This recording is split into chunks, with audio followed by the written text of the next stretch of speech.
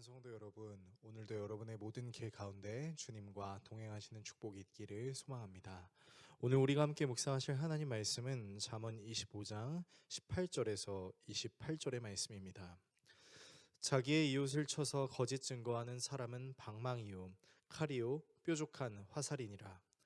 환난 날에 진실하지 못한 자를 의뢰하는 것은 부러진 이와 위골된 밭 같으니라.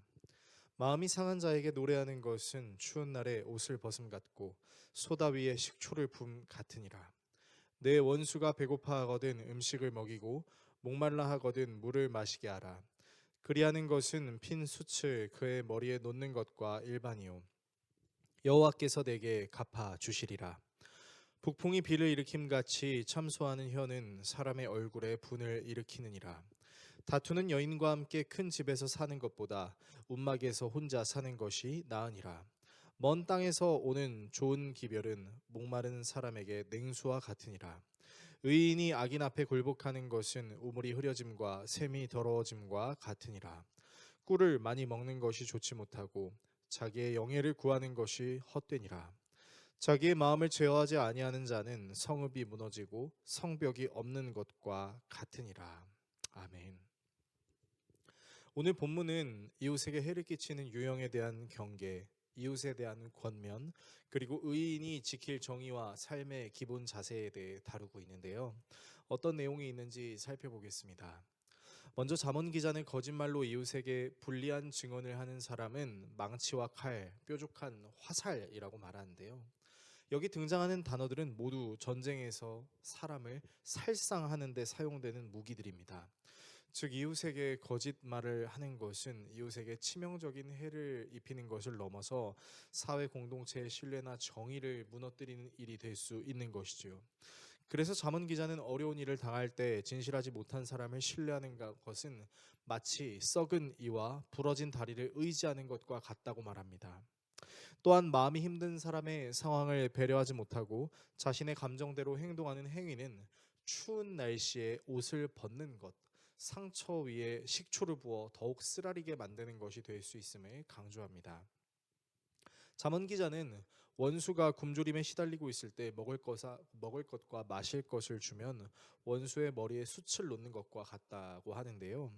머리에 숯을 놓는다는 것은 잘못을 깨달은 자가 느끼는 후회와 부끄러움의 고통을 상징합니다.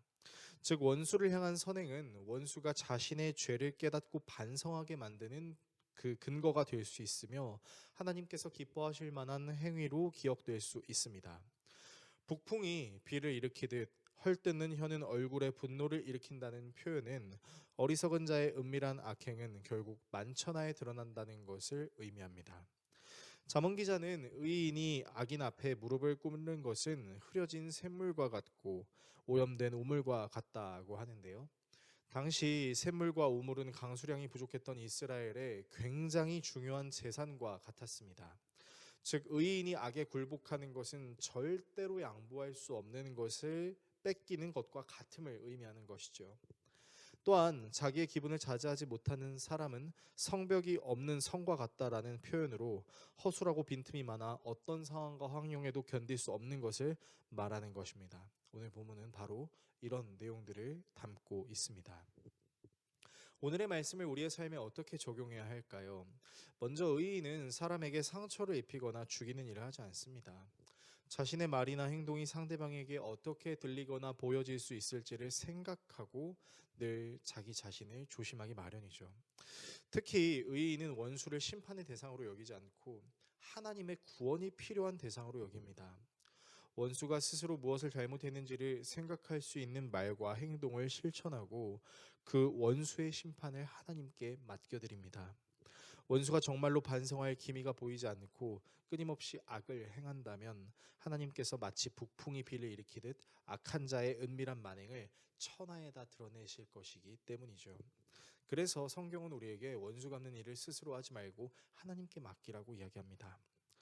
의인은 악한 사람의 심판에 관심을 갖지 않고 도리어 자기 자신이 연약하고 악한 존재라는 사실을 직시하고 회개하는 것에 더 관심을 둡니다. 자기 자신에게 하나님은 있어도 되고 없어도 되는 존재가 아닌 반드시 계셔야만 하는 절대적인 존재이죠.